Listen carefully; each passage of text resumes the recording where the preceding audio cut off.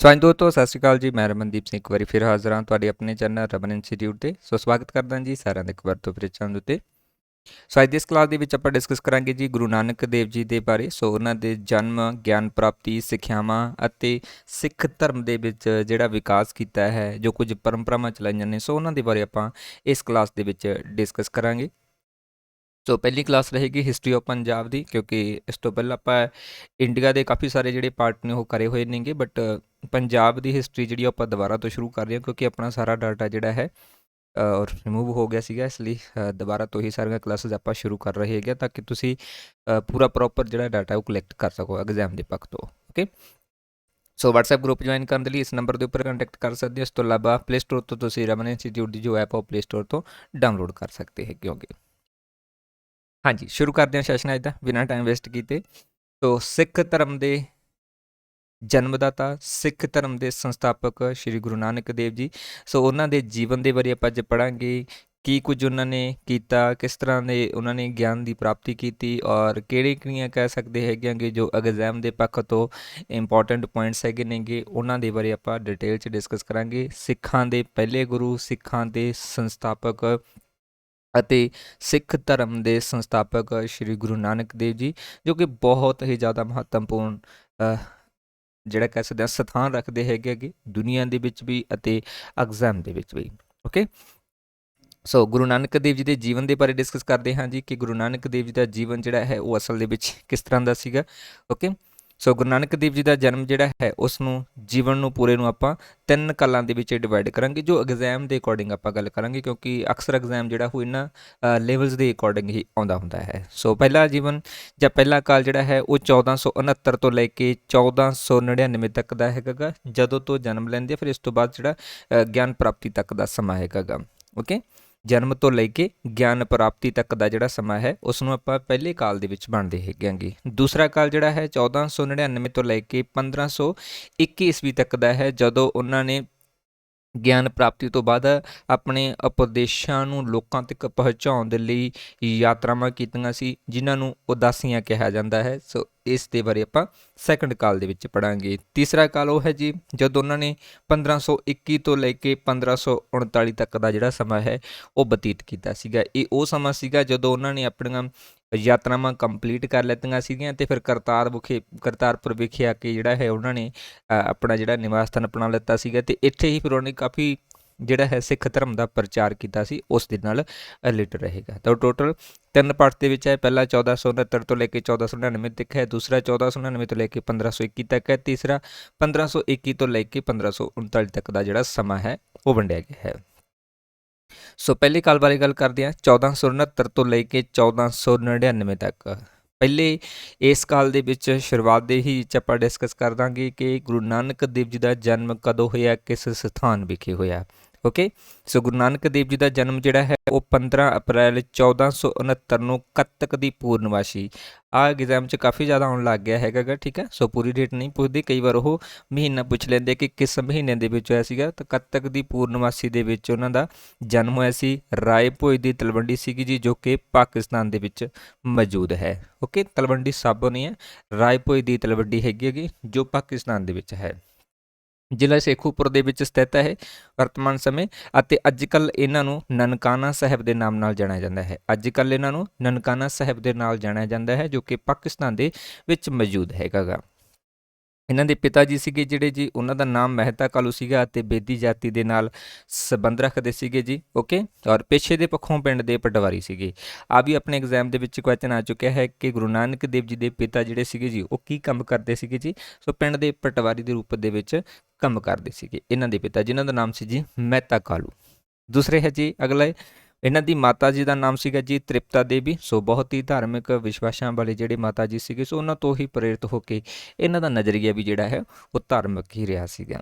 ਗੁਰੂ ਨਾਨਕ ਦੇਵ ਜੀ ਦੇ ਜਨਮ ਦੇ ਸਮੇਂ ਉੱਪਰ ਇੱਕ ਭਵਿੱਖਬਾਣੀ ਕੀਤੀ ਗਈ ਸੀਗੀ ਜੀ ਪੁਰੋਹਿਤ ਹਰਦਿਆਲ ਦੇ ਦੁਆਰਾ, ਕਿ ਜਿਹੜਾ ਇਹ ਪੁਰਸ਼ ਹੈ ਜੀ ਜਾਂ ਬੱਚਾ ਜਿਹੜਾ ਹੈ ਅੱਗੇ ਭਵਿੱਖ ਦੇ ਵਿੱਚ ਜਾ ਕੇ ਬਹੁਤ ਹੀ ਮਹਾਨ ਸ਼ਖਸੀਅਤ ਬਣੇਗਾ। ਅਤੇ ਅਜਿਹਾ ਹੀ ਹੋਇਆ, ਜਿਸ ਤੋਂ ਬਾਅਦ ਗੁਰੂ ਨਾਨਕ ਦੇਵ ਜੀ ਨੂੰ ਅੱਜ ਦੁਨੀਆ ਜਾਣਦੀ ਹੈ, ਕਿਉਂਕਿ ਉਹਨਾਂ ਦੇ ਵਿਚਾਰਾਂ ਤੋਂ, ਉਹਨਾਂ ਦੀ ਆਈਡੀਓਲੋਜੀ ਤੋਂ ਬਹੁਤ ਸਾਰੇ ਲੋਕ ਜਿਹੜੇ ਪ੍ਰਭਾਵਿਤ ਨੇ। ਇੱਕ ਨਵਾਂ ਧਰਮ ਜਿਹੜਾ ਹੈ ਉਹ ਸੰਸਾਰ ਦੇ ਵਿੱਚ ਚਲਾ ਕੇ ਗਏ, ਜਿਹਨੂੰ ਕਿ ਸਿੱਖ ਧਰਮ ਜਿਹੜਾ ਹੈ ਉਹ ਕਿਹਾ ਜਾਂਦਾ ਹੈ। ਸਿੱਖਿਆ।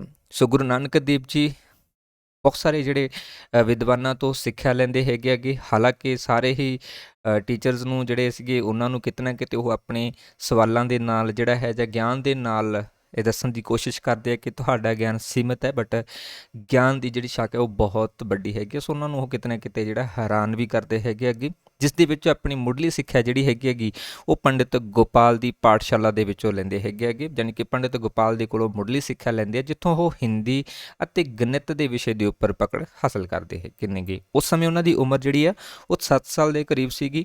ਅਤੇ ਦੂਸਰਾ ਅਧਿਆਪਕ ਸੀਗਾ ਜੀ ਪੰਡਿਤ ਬ੍ਰਿਜਨਾਥ ਤੋਂ ਉਹਨਾਂ ਨੇ ਸੰਸਕ੍ਰਿਤ ਭਾਸ਼ਾ ਦਾ ਜਿਹੜਾ ਗਿਆਨ ਹੈ ਉਹ ਹਾਸਲ ਕੀਤਾ ਸੀਗਾ।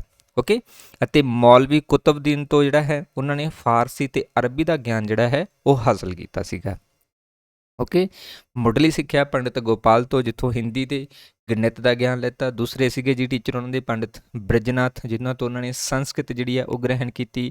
ਤੀਸਰੇ ਸੀਗੇ ਜੀ ਮੌਲਵੀ ਕੁਤਬਦੀਨ, ਜੋ ਫਾਰਸੀ ਤੇ ਅਰਬੀ ਦਾ ਗਿਆਨ ਦੇਣ ਦੇ ਲਈ ਸਿੱਖਿਆ ਦੇ ਰਹੇ ਸੀਗੇ ਗੁਰੂ ਨਾਨਕ ਦੇਵ ਜੀ ਨੂੰ। ਓਕੇ, ਸੋ ਸਿੱਖਿਆ ਦੇ ਵਿੱਚ ਉਹਨਾਂ ਨੇ ਕਾਫੀ ਮਹਾਰਤ ਵੀ ਹਾਸਲ ਕੀਤੀ, ਕਾਫੀ ਪੜ੍ਹੇ ਲਿਖੇ ਸੀ ਗੁਰੂ ਨਾਨਕ ਦੇਵ ਜੀ। ਠੀਕ ਹੈ, ਇਸੇ ਕਾਰਨ ਕਰਕੇ ਹੀ ਉਹਨਾਂ ਨੇ ਬਹੁਤ ਸਾਰੇ ਜਿਹੜੇ ਕਹਿ ਸਕਦੇ ਆ ਵਿਚਾਰ ਦੁਨੀਆ ਦੇ ਵਿੱਚ ਆਪਣੇ ਜਿਹੜੇ ਫੈਲਾਏ ਨੇ, ਜਿਹਨੂੰ ਅੱਜ ਦੁਨੀਆ ਜਿਹੜੀ ਉਹ ਮੰਨਦੀ ਹੈਗੀ। ਠੀਕ ਹੈ, ਇੱਕ ਮਹਾਨ ਵਿਦਵਾਨ ਵੀ ਜਿਹੜਾ ਹੈ ਉਹ ਇਹਨਾਂ ਆਧਾਰਾਂ ਦੇ ਉੱਪਰ ਹੀ ਬਣਦੇ, ਕਿਉਂਕਿ ਉਹ ਆਪ ਸਿੱਖਤ ਸੀਗੇ ਅਤੇ ਇਸ ਕਰਕੇ ਉਹਨਾਂ ਦੇ ਮਨ ਦੇ ਵਿੱਚ ਜਿਹੜੇ ਸਵਾਲ ਆਉਂਦੇ ਸੀ ਉਹਨਾਂ ਦਾ ਹੱਲ ਲੱਭ ਕੇ ਜਿਹੜਾ ਹੈ ਲੋਕਾਂ ਤੱਕ ਪ੍ਰੈਜ਼ੈਂਟ ਕੀਤਾ। ਉਸ ਸਮੇਂ ਦੇ ਵਹਿਮਾਂ ਭਰਮਾਂ ਨੂੰ, ਉਸ ਸਮੇਂ ਦੇ ਰੀਤੀ ਰਿਵਾਜਾਂ ਨੂੰ, ਉਸ ਸਮੇਂ ਦੇ ਜਿਹੜੇ ਫਾਲਤੂ ਕਹਿ ਸਕਦੇ ਜਾਂ ਖੋਖਲੇ ਰੀਤੀ ਰਿਵਾਜਾਂ ਸੀ ਉਹਨਾਂ ਨੂੰ ਚੈਲੰਜ ਵੀ ਇਸੇ ਕਰਕੇ ਕੀਤਾ ਸੀ, ਕਿਉਂਕਿ ਖੁਦ ਵਿਦਵਾਨ ਸੀਗੇ ਅਤੇ ਸੋਚ ਰੱਖਦੇ ਸੀਗੇ ਨਵੀਂ ਇਹਨਾਂ ਸਾਰੀਆਂ ਵਿਸ਼ਿਆਂ ਦੇ ਉੱਪਰ ਪਕੜ ਹੋਣ ਦੇ ਕਾਰਨ ਕਰਕੇ। ਓਕੇ, ਸੋ ਗੁਰੂ ਨਾਨਕ ਦੇਵ ਜੀ ਜਿਹੜੇ ਹੈਗੇ ਸਿੱਖਿਆ ਤੋਂ ਬਾਅਦ ਉਹਨਾਂ ਨੇ ਇੱਕ ਹੋਰ ਘਟਨਾ ਵਾਪਰਦੀ ਹੈਗੀ 9 ਵਰ੍ਹਿਆਂ ਦੀ ਸਾਲ ਦੀ ਉਮਰ ਸੀ ਜੀ। ਆਹ ਵੀ ਕੁਐਸਚਨ ਆਪਣੇ ਪੇਪਰ 'ਚ ਆਇਆ ਹੈਗਾ ਕਿ ਕਿਸ ਸਮੇਂ ਜਿਹੜਾ ਹੈ ਜਾਂ ਕਿਸ ਸਾਲ ਦੇ ਵਿੱਚ ਉਹਨਾਂ ਨੂੰ ਪੁਰੋਹਿਤ ਹਰਦਿਆਲ ਦੇ ਦੁਆਰਾ ਜਨੇਊ ਪਾਉਣ ਦੀ ਰਸਮ ਜਿਹੜੀ ਹੈ ਉਹ ਕੀਤੀ ਗਈ ਸੀਗੀ। ਉਸ ਸਮੇਂ ਉਹਨਾਂ ਦੀ ਉਮਰ ਜਿਹੜੀ ਹੈ ਉਹ 9 ਸਾਲ ਦੀ ਸੀਗੀ ਅਤੇ ਪੁਰੋਹਿਤ ਹਰਦਿਆਲ ਨੇ ਜਿਹੜਾ ਹੈਗਾ ਇਹ ਜਨੇਊ ਪਹਿਨਾਇਆ ਸੀਗਾ ਉਹਨਾਂ ਨੇ, ਪਰ ਗੁਰੂ ਨਾਨਕ ਦੇਵ ਜੀ ਨੇ ਇਸ ਜਨੇਊ ਨੂੰ ਪਹਿਨਣ ਤੋਂ ਇਨਕਾਰ ਕਰ ਦਿੱਤਾ ਸੀਗਾ, ਕਿਉਂਕਿ ਉਹਨਾਂ ਦਾ ਕਹਿਣਾ ਸੀਗਾ ਕਿ ਉਹ ਕਿਸੇ ਜਿਹੜਾ ਹੈ ਧਾਗੇ ਦਾ ਜਿਹੜਾ ਜਨੇਊ ਨਹੀਂ ਪਹਿਨਗੇ, ਉਹ ਅਸਲ ਦੇ ਵਿੱਚ ਜਿਹੜਾ ਜਨੇਊ ਪਹਿਨਦੇ ਹੈਗੇ ਆ ਉਹ ਦਇਆ ਦਾ, ਸੰਤੋਖ ਦਾ, ਯੱਦ ਦਾ ਅਤੇ ਸੱਤ ਦਾ ਬਣਿਆ ਹੋਇਆ ਜਿਹੜਾ ਜਨੇਊ ਹੈ ਉਸੇ ਨੂੰ ਹੀ ਪਹਿਨਗੇ। ਉਹ ਨਾ ਤਾਂ ਕਹਿੰਦੇ ਟੁੱਟਦਾ ਹੈ, ਨਾ ਸੜਦਾ ਹੈ ਅਤੇ ਨਾ ਹੀ ਮੈਲਾ ਹੁੰਦਾ ਹੈ। ਇਹ ਪਹਿਲੀ ਘਟਨਾ ਸੀ ਜਿੱਥੇ ਗੁਰੂ ਨਾਨਕ ਦੇਵ ਜੀ ਨੇ ਵਿਚਾਰ ਚਰਚਾ ਦੇ ਵਿੱਚ ਨਾ ਪੁਰੋਹਿਤ ਨੂੰ ਵੀ ਹਰਾ ਦਿੱਤਾ ਅਤੇ ਲੋਕ ਹੈਰਾਨ ਹੋ ਗਏ ਸੀ ਕਿ ਉਹ ਇਸ ਤਰ੍ਹਾਂ ਵੀ ਕਰ ਸਕਦਾ ਹੈ। ਸੋ ਇੱਥੋਂ ਹੀ ਉਹਨਾਂ ਦੀ ਆਈਡੀਓਲੋਜੀ ਹੈ ਨਾ ਪ੍ਰਚਲਿਤ ਹੁੰਦੀ ਹੈ। ਮਤਲਬ ਉਸ ਤਰ੍ਹਾਂ ਦੇ ਕਿੰਨੇ ਹੀ ਅੰਧ ਵਿਸ਼ਵਾਸ ਜਿਹੜੇ ਹੈ ਉਹਨਾਂ ਨੇ ਰੋਕ ਦਿੱਤੇ ਸੀਗੇ, ਉਹਨਾਂ ਨੂੰ ਚੈਲੰਜ ਕਰ ਦਿੱਤਾ ਸੀਗਾ ਉਸ ਸਮੇਂ ਦੇ ਵਿੱਚ। ਓਕੇ, ਸੋ ਇੱਥੇ ਉਹਨਾਂ ਨੇ ਇੱਕ ਤੁਕ ਵੀ ਲਿਖੀ ਹੈ। ਤੁਕਾਂ ਵਾਲਾ ਆਪਾਂ ਚੈਪਟਰ ਇੱਕ ਅਲੱਗ ਤੋਂ ਕਰਾਂਗੇ, ਇਹਦੇ ਵਿੱਚ ਸਿਰਫ ਜੀਵਨ ਤੇ ਕੁਝ ਪ੍ਰਮੁੱਖ ਕੰਮ ਜਿਹੜੇ ਉਹਨਾਂ ਦੇ ਬਾਰੇ ਡਿਸਕਸ ਕਰਾਂਗੇ, ਕਿਉਂਕਿ ਕਈ ਵਾਰ ਪੇਪਰ ਦੇ ਵਿੱਚ ਤੁਕਾਂ ਵੀ ਆ ਜਾਂਦੀਆਂ ਨੇ। ਵੈਸੇ ਤਾਂ ਜ਼ਿਆਦਾਤਰ ਪੰਜਾਬੀ ਦੇ ਵਿੱਚ ਆਉਂਦੀਆਂ ਨੇ, ਪਰ ਕੋਸ਼ਿਸ਼ ਕਰੂੰਗਾ ਕਿ ਤੁਹਾਨੂੰ ਮੈਂ ਕਾਫੀ ਸਾਰੀਆਂ ਜਿਹੜੀਆਂ ਤੁਕਾਂ ਜੋ ਐਗਜ਼ਾਮ ਦੇ ਪੱਖ ਤੋਂ ਇੰਪੋਰਟੈਂਟ ਨੇ ਉਹ ਕਵਰ ਕਰ ਦੇਵਾਂ ਸੈਕੰਡ ਪਾਰਟ ਦੇ ਵਿੱਚ। ਓਕੇ, ਬਟ ਲਾਸਟ 'ਚ ਕਰਾਂਗੇ ਕਿਉਂਕਿ ਨੈਕਸਟ ਚੈਪਟਰ ਤਾਂ ਆਪਾਂ ਗੁਰੂ ਅੰਗਦ ਦੇਵ ਜੀ ਦਾ ਹੀ ਪੜ੍ਹਾਂਗੇ। ਹਾਂਜੀ, ਕਪਾਹ ਸੰਤੋਖ ਸੂਤ ਯਤ ਗੰਢੀ ਸਤ ਵਟੇ ਇਹ ਜਨੇਊ ਜੀਆ ਕਾ ਹਈ ਤਾਂ ਪਾਂਡੇ ਕੋਤੇ ਨਾ ਇਹੋ ਟੂਟੇ ਨਾ ਮੈਲ ਲਾਗੇ ਨਾ ਇਹੋ ਜਲੇ ਨਾ ਜਾਏ ਧਨ ਕੋ ਸਮਾਨ ਮਾਨ ਸਨਾਨ ਕਾ ਸੋ ਗਲੇ ਚ ਚਲੇ ਪਾਏ। ਓਕੇ, ਸੋ ਇੱਥੇ ਗੁਰੂ ਨਾਨਕ ਦੇਵ ਜੀ ਨੇ ਕਿਹਾ ਹੈ ਕਿ ਉਹ ਮਤਲਬ ਕੋਈ ਵੀ ਜਿਹੜਾ ਕਹਿ ਸਕਦੇ ਹਾਂ ਧਾਗੇ ਦਾ ਜਨੇਊ ਨਹੀਂ ਪਹਿਨਣਗੇ, ਉਹ ਤਾਂ ਸਮਾਂ ਦੀ ਦਇਆ ਦਾ, ਸੰਤੋਖ ਦਾ, ਯਤ ਦਾ ਅਤੇ ਸੱਤ ਦਾ ਜਿਹੜਾ ਕਹਿ ਸਕਦੇ ਹਾਂ ਜਨੇਊ ਪਹਿਨਣਗੇ, ਜੋ ਨਾ ਟੁੱਟੇਗਾ, ਨਾ ਸੜੂਗਾ ਅਤੇ ਨਾ ਹੀ ਮੈਲਾ ਹੋਵੇਗਾ। ਇੱਥੇ ਇਹ ਪੁਰੋਹਿਤ ਹਰਦਿਆਲ ਦੇ ਨਾਲ ਇਹ ਘਟਨਾ ਹੁੰਦੀ ਹੈਗੀ ਅਤੇ ਗੁਰੂ ਨਾਨਕ ਦੇਵ ਜੀ ਇਸ ਜਨੇਊ ਪਾਉਣ ਤੋਂ ਇਨਕਾਰ ਕਰਦੇ 9 ਸਾਲ ਦੀ ਉਮਰ ਦੇ ਵਿੱਚ। ਠੀਕ ਹੈ ਜੀ, ਸੋ ਪਹਿਲੀ ਘਟਨਾ ਤੋਂ ਸ਼ੁਰੂ ਹੋ ਜਾਂਦੀ ਹੈ। ਫਿਰ ਜਦੋਂ ਘਰ ਦੇ ਵਿੱਚ ਦੇਖਦੇ ਆ ਕਿ ਗੁਰੂ ਨਾਨਕ ਦੇਵ ਜਿਹੜੀ ਪ੍ਰਵਿਰਤੀ ਹੈ ਉਹ ਨਾ ਤਾਂ ਕਿਸੇ ਹੋਰ ਕਿੱਤੇ ਦੇ ਵਿੱਚ ਲੱਗ ਰਹੀ ਹੈਗੀ। ਠੀਕ ਹੈ, ਔਰ ਕੁਛ ਵਿਚਾਰ ਚਰਚਾ ਵੱਖਰੀ ਹੀ ਹੈ ਦੁਨੀਆ ਤੋਂ, ਜਾਂ ਕਈ ਚੀਜ਼ਾਂ ਨੂੰ ਚੈਲੰਜ ਕਰ ਰਿਹਾ ਸੀ ਉਸ ਸਮੇਂ ਦੇ ਵਿੱਚ ਹੈ ਨਾ। ਤਾਂ ਉਹਨਾਂ ਦੇ ਪਿਤਾ ਜੀ ਨੇ ਸੋਚਿਆ ਕਿ ਇਹਨਾਂ ਨੂੰ ਕਿਸੇ ਨਾ ਕਿਸੇ ਕਿੱਤੇ ਦੇ ਵਿੱਚ ਲਗਾ ਦਿੰਦੇ ਆ ਤਾਂ ਕਿ ਇਹ ਕਿੱਤੇ ਦੇ ਵਿੱਚ ਵਿਅਸਤ ਹੋ ਕੇ ਕੁਝ ਇਸ ਤਰ੍ਹਾਂ ਦੀ ਫਿਲਾਸਫੀ ਤੋਂ ਦੂਰ ਹੋ ਜਾਣ। ਪਰ ਤੁਹਾਨੂੰ ਪਤਾ ਹੈ ਕਿ ਜੋ ਵੀ ਇਨਸਾਨ ਮਹਾਨ ਰਹੇ ਨੇਗੇ ਹੈ ਨਾ, ਸੋ ਉਹਨਾਂ ਨੇ ਕਿਤੇ ਨਾ ਕਿਤੇ ਜਿਸ ਚੀਜ਼ ਨੂੰ ਐਕਸੈਪਟ ਕਰ ਲਿੱਤਾ ਸੋ ਉਸੇ ਨੂੰ ਐਕਸੈਪਟ ਕਰਦੇ ਨੇ, ਚਾਹੇ ਉਹਦੇ ਲਈ ਲੱਖਾਂ ਹੀ ਜਿਹੜੀਆਂ ਨੇ ਉਹ ਬੰਦਸ਼ਾਂ ਰਹਿ ਜਾਣ। ਸੋ ਇਸੇ ਤਰੀਕੇ ਦੇ ਨਾਲ ਗੁਰੂ ਨਾਨਕ ਦੇਵ ਜੀ ਨੂੰ ਵੱਖਰੇ ਵੱਖਰੇ ਖੇਤਰਾਂ ਦੇ ਵਿੱਚ ਕੰਮ ਕਰਨ ਦੇ ਲਈ ਭੇਜਿਆ ਜਾਂਦਾ ਹੈ। ਜਿਵੇਂ ਕਿ ਪਹਿਲਾ ਜਿਹੜਾ ਹੈ ਮੱਝਾਂ ਚਰਾਉਣ ਦੇ ਲਈ ਭੇਜਿਆ ਜਾਂਦਾ ਹੈ। ਮੱਝਾਂ ਚਰਾਉਣ ਦੇ ਲਈ ਵੀ ਇਹੀ ਘਟਨਾ ਵਾਪਰਦੀ ਹੈ। ਕਿ ਗੁਰੂ ਨਾਨਕ ਦੇਵ ਜੀ ਮੱਝਾਂ ਨੂੰ ਛੱਡ ਕੇ ਆਪ ਸੌਂ ਜਾਂਦੇ ਸੀਗੇ, ਜਿਸ ਦੇ ਕਾਰਨ ਕਰਕੇ ਉਸ ਸਮੇਂ ਦੇ ਕਿਸਾਨ ਸੀਗੇ ਜਿਹੜੇ ਉਹ ਲਾਂਭਾ ਲੈ ਕੇ ਆਉਂਦੇ ਹੁੰਦੇ ਸੀਗੇ ਵੀ ਸਾਡੇ ਜਿਹੜੇ ਖੇਤ ਨੇ ਜੀ ਉਹਨਾਂ ਦੇ ਵਿੱਚੋਂ ਮੱਝਾਂ ਜਿਹੜੀਆਂ ਨੇਗੀਆਂ ਉਹ ਸਾਰੀਆਂ ਫਸਲਾਂ ਖਰਾਬ ਕਰ ਦਿੰਦੀਆਂ ਨੇਗੀਆਂ। ਜੋ ਲਾਂਭਾ ਲੈ ਕੇ ਆਉਂਦੇ ਸੀ ਤੇ ਕਹਿੰਦੇ ਆਉਂਦੇ ਨੂੰ ਹੀ ਜਿਹੜੇ ਸੀਗੇ ਕਿਸਾਨ ਜੋ ਲਾਂਭਾ ਲੈ ਕੇ ਆਉਂਦੇ ਸੀਗੇ ਤਾਂ ਉਸ ਤੋਂ ਬਾਅਦ ਹੀ ਕਹਿੰਦੇ ਜਦੋਂ ਦੇਖਣ ਜਾਂਦੇ ਤਾਂ ਜਾਂਦੇ ਨੂੰ ਉਹੀ ਕਣਕ ਜਾਂ ਉਹੀ ਫਸਲ ਜਿਹੜੀ ਸੀਗੀ ਉਵੇਂ ਦੀ ਉਵੇਂ ਜਿਹੜੀ ਬਹਾਲ ਖੜੀ ਹੁੰਦੀ ਸੀਗੀ। ਇੱਥੋਂ ਲਾਂਭੇ ਤੋਂ ਤੰਗ ਹੋ ਕੇ ਗੁਰੂ ਨਾਨਕ ਦੇਵ ਜੀ ਨੇ ਉਹਨਾਂ ਨੂੰ ਫਿਰ ਕਿੱਤਾ ਛੜਾ ਕੇ ਦੂਸਰਾ ਕਿੱਤਾ ਸ਼ੁਰੂ ਕਰਵਾ ਦਿੱਤਾ, ਖੇਤੀਬਾੜੀ। ਖੇਤੀਬਾੜੀ ਦੇ ਵਿੱਚ ਵੀ ਉਹਨਾਂ ਦਾ ਕੋਈ ਖਾਸ ਜਿਹੜਾ ਕਹਿ ਸਕਦੇ ਹਾਂ ਮਤਲਬ ਪ੍ਰਭਾਵ ਨਹੀਂ ਰਿਹਾ, ਇਸ ਕਰਕੇ ਖੇਤੀ ਤੋਂ ਵੀ ਚੇਂਜ ਕਰਕੇ ਫਿਰ ਮਹਿਤਾ ਕਾਲੂ ਜੀ ਨੇ ਜਿਹੜਾ ਹੈ ਉਹਨਾਂ ਨੂੰ ਵਪਾਰ ਦੇ ਕਿੱਤੇ ਦੇ ਵਿੱਚ ਪਾ ਦਿੱਤਾ ਕਿ ਵਪਾਰ ਕਰਦੇ ਵੇ। ਇਹ ਵਪਾਰ ਵਾਲਾ ਜਿਹੜਾ ਕਿੱਤਾ ਹੈ ਇਹ ਕਾਫੀ ਜ਼ਿਆਦਾ ਇੰਪੋਰਟੈਂਟ ਹੈ, ਅਕਸਰ ਸਵਾਲ ਆਉਂਦਾ ਰਹਿੰਦਾ ਹੈ। ਤਾਂ ਇਹਨਾਂ ਦੇ ਪਿਤਾ ਜਾਣੀ ਕਿ ਮਹਿਤਾ ਕਾਲੂ ਜੀ ਨੇ ਜਿਹੜਾ ਹੈ ਇਹਨਾਂ ਨੂੰ 20 ਰੁਪਏ ਦੇ ਕੇ ਇੱਕ ਮੰਡੀ ਦੇ ਵਿੱਚ ਵਪਾਰ ਕਰਨ ਦੇ ਲਈ ਭੇਜਿਆ ਕਿ ਉੱਥੇ ਜਾ ਕੇ ਜਿਹੜਾ ਹੈ ਵਪਾਰ ਦੇ ਵਿੱਚ ਮੁਨਾਫਾ ਕਮਾ ਕੇ ਲਿਆਵੇ। ਕਹਿੰਦੇ ਰਸਤੇ ਦੇ ਵਿੱਚ ਗੁਰੂ ਨਾਨਕ ਦੇਵ ਜੀ ਰਾਹ ਰਹੇ ਸੀ ਤਾਂ ਇਹਨਾਂ ਨੂੰ ਕਹਿੰਦੇ ਇੱਕ ਸਾਧੂਆਂ ਦਾ ਟੋਲਾ ਮਿਲ ਗਿਆ ਜੋ ਕਿ ਕਹਿੰਦੇ ਕਈ ਦਿਨਾਂ ਤੋਂ ਭੁੱਖਾ ਸੀਗਾ, ਅਤੇ ਗੁਰੂ ਨਾਨਕ ਦੇਵ ਜੀ ਨੇ ਕਹਿੰਦੇ ਉਹ ਸਾਰੇ 20 ਦੇ 20 ਰੁਪਏ ਜਿਹੜੇ ਸੀਗੇ ਉਹਨਾਂ ਸਾਰੇ ਭੁੱਖੇ ਸਾਧੂਆਂ ਦੇ ਉੱਪਰ ਲਗਾ ਦਿੱਤਾ, ਅਤੇ ਗੁਰੂ ਨਾਨਕ ਦੇਵ ਜੀ ਨੇ ਅਜਿਹਾ ਭੁੱਖੇ ਸਾਧੂਆਂ ਨੂੰ ਭੋਜਨ ਕਰਵਾ ਕੇ ਜਿਹੜੀ ਕਹਿ ਸਕਦੇ ਹਾਂ ਘਟਨਾ ਵਾਪਰੀ ਹੈ, ਜੋ ਇਹ ਘਟਨਾ ਜਿਹੜੀ ਜਿਸ ਦੇ ਵਿੱਚ ਉਹਨਾਂ ਨੇ ਆਪਣੇ 20 ਰੁਪਏ ਜੋ ਵਪਾਰ ਦੇ ਲਈ ਦਿੱਤੇ ਸੀਗੇ ਉਹ ਭੁੱਖੇ ਸਾਧੂਆਂ ਨੂੰ ਖਵਾ ਦਿੱਤੇ ਸੀ। ਇਸੇ ਨੂੰ ਹੀ ਇਤਿਹਾਸ ਦੇ ਵਿੱਚ ਸੱਚਾ ਸੌਦਾ ਦੀ ਘਟਨਾ ਦੇ ਨਾਮ ਨਾਲ ਜਾਣਿਆ ਜਾਂਦਾ ਹੈ। ਕੁਐਸਚਨ ਆ ਜਾਂਦਾ ਹੁੰਦਾ ਕਿ ਸੱਚਾ ਸੌਦਾ ਦੀ ਘਟਨਾ ਜਿਹੜੀ ਹੈ ਉਹ ਕਿਸ ਦੇ ਨਾਲ ਰਿਲੇਟਡ ਹੈ ਜੀ, ਗੁਰੂ ਨਾਨਕ ਦੇਵ ਜੀ ਨਾਲ ਸੰਬੰਧ ਹੈ। ਇਹ ਵਪਾਰ ਦੇ ਨਾਲ ਸੰਬੰਧ ਸੀ ਕਿ ਗੁਰੂ ਨਾਨਕ ਦੇਵ ਜੀ ਨੇ 20 ਰੁਪਇਆਂ ਦੇ ਵਿੱਚ 4 ਭੁੱਖੇ ਸਾਧੂਆਂ ਨੂੰ ਜਿਹੜਾ ਹੈਗਾ ਗਾ ਭੋਜਨ ਛਕਾਇਆ ਸੀਗਾ। ਓਕੇ, ਸੋ ਇੱਥੇ ਇਹ ਮਤਲਬ ਕਾਫੀ ਜ਼ਿਆਦਾ ਇੰਪੋਰਟੈਂਟ ਸਵਾਲ ਬਣਦਾ ਹੁੰਦਾ, ਸੋ ਧਿਆਨ ਰੱਖਣਾ ਇਸ ਚੀਜ਼ ਦਾ, ਸੱਚਾ ਸੌਦਾ ਦੀ ਘਟਨਾ ਨੂੰ। ਓਕੇ, ਤੇ ਖਾਲੀ ਹੱਥ ਵਾਪਸ ਆ ਗਿਆ ਜੀ। ਇੱਥੋਂ ਫਿਰ ਉਹਨਾਂ ਦੇ ਪਿਤਾ ਜੀ ਹੋਰ ਨਿਰਾਸ਼ ਹੋ ਗਏ ਕਿ ਮੈਂ ਇੰਨੇ ਕਿੱਤੇ ਕਰਵਾ ਦਿੱਤੇ ਤੇ ਹੁਣ ਵਪਾਰ ਦੇ ਵਿੱਚ ਵੀ ਇਹਨਾਂ ਦਾ ਕੋਈ ਯੋਗਦਾਨ ਖਾਸ ਨਹੀਂ ਰਿਹਾ। ਫਿਰ ਇਸ ਤੋਂ ਬਾਅਦ ਗੁਰੂ ਨਾਨਕ ਦੇਵ ਜੀ ਦੇ ਪਿਤਾ ਜੀ ਸੋਚਦੇ ਹੈਗੇ ਆ ਕਿ ਜੇਕਰ ਇਹ ਕੰਮ 'ਚ ਧਿਆਨ ਨਹੀਂ ਦੇ ਰਿਹਾ ਤਾਂ ਇਸ ਲਈ ਮੈਰਿਜ ਇੱਕ ਆਪਸ਼ਨ ਹੈ ਜਿਸ ਦੇ ਨਾਲ ਉਹਨਾਂ ਨੂੰ ਉਹਨਾਂ ਦੇ ਕਿੱਤੇ ਦੇ ਵਿੱਚ ਦੁਬਾਰਾ ਤੋਂ ਲਗਾਇਆ ਜਾ ਸਕਦਾ ਹੈ। ਠੀਕ ਹੈ, ਤਾਂ ਸਭ ਤੋਂ ਪਹਿਲਾਂ ਫਿਰ ਉਹਨਾਂ ਦੇ ਵਿਆਹ ਦੇ ਉੱਪਰ ਫੋਕਸ ਕੀਤਾ ਜਾਂਦਾ ਹੈ ਜੀ। ਸੋ ਉਹਨਾਂ ਦੀ ਪਤਨੀ ਦਾ ਨਾਮ ਜਿਹੜਾ ਸੀਗਾ ਜੀ ਉਹ ਮਾਤਾ ਸੁਲੱਖਣੀ ਜੀ ਸੀਗਾ, ਜੋ ਕਿ ਬਟਾਲਾ ਦੀ ਨਿਵਾਸੀ ਸੀ। ਆਹ ਵੀ ਐਗਜ਼ਾਮ ਦੇ ਵਿੱਚ ਆ ਜਾਂਦਾ ਹੁੰਦਾ ਕਿ ਕਿੱਥੋਂ ਦੇ ਨਿਵਾਸੀ ਸੀਗੇ ਜੀ, ਮਾਤਾ ਸੁਲੱਖਣੀ ਜੀ। ਇਹ ਗੁਰੂ ਨਾਨਕ ਦੇਵ ਜੀ ਦੇ ਪਤਨੀ ਜੀ ਸੀਗੇ ਅਤੇ ਬਟਾਲਾ ਦੇ ਨਿਵਾਸੀ ਮੂਲ ਚੰਦ ਦੀ ਸਪੁੱਤਰੀ ਸੀਗੀ। ਬਟਾਲਾ ਦੇ ਨਿਵਾਸੀ ਮੂਲ ਚੰਦ ਦੀ ਜਿਹੜੀ ਸਪੁੱਤਰੀ ਸੀਗੀ, ਤੇ ਗੁਰੂ ਨਾਨਕ ਦੇਵ ਜੀ ਦਾ ਵਿਆਹ 14 ਸਾਲ ਦੀ ਉਮਰ ਦੇ ਵਿੱਚ ਹੋ ਗਿਆ ਸੀਗਾ, ਤੇ ਘਰ ਦੇ ਵਿੱਚ ਬਾਅਦ ਦੇ ਵਿੱਚ 2 ਪੁੱਤਰਾਂ ਨੇ ਜਨਮ ਲਿਆ ਸੀਗਾ। ਇੱਕ ਦਾ ਨਾਮ ਸੀਗਾ ਜੀ ਸ੍ਰੀ ਚੰਦ, ਜਿਹਦਾ ਜਨਮ 1494 ਦੇ ਵਿੱਚ, ਦੂਸਰੇ ਦਾ ਨਾਮ ਲਖਮੀ ਦਾਸ ਜਿਹੜੇ ਕਿ 1497 ਦੇ ਵਿੱਚ ਜਨਮੇ ਸੀ। 2 ਪੁੱਤਰ ਸੀਗੇ ਜਿਨ੍ਹਾਂ ਦੇ, ਠੀਕ ਹੈ, ਸ੍ਰੀ ਚੰਦ ਤੇ ਲਖਮੀ ਦਾਸ। ਓਕੇ, ਹਾਂਜੀ, ਵਿਆਹ ਤੋਂ ਬਾਅਦ ਫਿਰ ਜ਼ਰੂਰੀ ਹੋ ਜਾਂਦਾ ਹੈ ਕਿ ਫੈਮਿਲੀ ਹੈ, ਫੈਮਿਲੀ ਦੀ ਰਿਸਪੌਂਸਿਬਿਲਿਟੀ ਆ ਜਾਂਦੀ ਹੈ। ਤਾਂ ਗੁਰੂ ਨਾਨਕ ਦੇਵ ਜੀ ਜਿਹੜੇ ਹੈ ਉਹ ਸੁਲਤਾਨਪੁਰ ਲੋਧੀ ਦੇ ਵਿੱਚ ਨੌਕਰੀ ਦੇ ਲਈ ਜਾਂਦੇ ਹੈਗੇ, ਉਹਨਾਂ ਦੇ ਪਿਤਾ ਦੇ ਵੱਲੋਂ ਉਹਨੂੰ ਭੇਜਿਆ ਜਾਂਦਾ ਹੈਗਾ ਗਾ। ਓਕੇ, ਸੋ ਉਸ ਸਮੇਂ ਜਿਹੜਾ ਹੈ ਉਹਨਾਂ ਦੀ ਏਜ ਸੀਗੀ ਜਿਹੜੀ ਉਹ ਤਕਰੀਬਨ 20 ਵਰ੍ਹਿਆਂ ਦੀ ਹੋ ਚੁੱਕੀ ਸੀਗੀ, ਤੇ 20 ਵਰ੍ਹਿਆਂ ਦੇ ਵਿੱਚ ਜਿਹੜਾ ਹੈ 20 ਵਰ੍ਹਿਆਂ ਦੀ ਉਮਰ ਦੇ ਵਿੱਚ ਸੁਲਤਾਨਪੁਰ ਲੋਧੀ ਜਾਂਦੇ ਹੈਗੇ। ਇਸ ਸੁਲਤਾਨਪੁਰ ਲੋਧੀ ਦੇ ਵਿੱਚ ਜਾ ਕੇ ਉਹਨਾਂ ਦੀ ਮੁਲਾਕਾਤ ਜਿਹੜੀ ਹੈਗੀ ਉਹ ਜਵਾਈ ਜੈ ਰਾਮ ਦੇ ਕੋਲ ਜਾਂਦੇ ਹੈਗੇ, ਜਵਾਈ ਜੈ ਰਾਮ ਦੇ ਕੋਲੇ ਜਾਂਦੇ ਹੈਗੇ। ਠੀਕ ਹੈ, ਔਰ ਇਹ ਜਿਹੜਾ ਜੈ ਰਾਮ ਸੀਗਾ ਜੀ ਇਹ ਦੌਲਤ ਖਾਨ ਲੋਧੀ ਦੇ ਅਧੀਨ ਨੌਕਰੀ ਕਰਦਾ ਸੀਗਾ, ਇੱਕ ਉੱਚ ਕਰਮਚਾਰੀ ਸੀਗਾ। ਸੋ ਉਹਨਾਂ ਦੇ ਕੋਲ ਜਾ ਕੇ ਇਹਨਾਂ ਨੇ ਜਿਹੜਾ ਹੈ ਜੋਬ ਕੀਤੀ ਸੀਗੀ। ਠੀਕ ਹੈ, ਸੋ ਉੱਥੇ ਜਾ ਕੇ ਇਹ ਕਾਫੀ ਸਮੇਂ ਤੱਕ ਜਿਹੜਾ ਰਹਿੰਦੇ ਹੈਗੇ ਨੇਗੇ। ਤੇ ਫਿਰ ਜੈ ਰਾਮ ਜੀ ਦੀ ਸਿਫਾਰਿਸ਼ ਦੇ ਉੱਪਰ, ਠੀਕ ਹੈ, ਜੈ ਰਾਮ ਜੀ ਦੀ ਸਿਫਾਰਿਸ਼ ਦੇ ਉੱਪਰ ਜਿਹੜਾ ਹੈਗਾ ਗਾ ਗੁਰੂ ਨਾਨਕ ਦੇਵ ਜੀ ਨੂੰ ਉਹਨਾਂ ਦੇ ਮੋਦੀ ਖਾਨੇ ਭਾਵ ਅੰਨ ਭੰਡਾਰ ਦੇ ਵਿੱਚ ਨੌਕਰੀ ਮਿਲ ਜਾਂਦੀ ਹੈ। ਅਸੀਂ ਉੱਥੇ ਕਾਫੀ ਸਮੇਂ ਤੱਕ ਜਿਹੜਾ ਕੰਮ ਕਰਦੇ ਹੈਗੇ ਨੇਗੇ।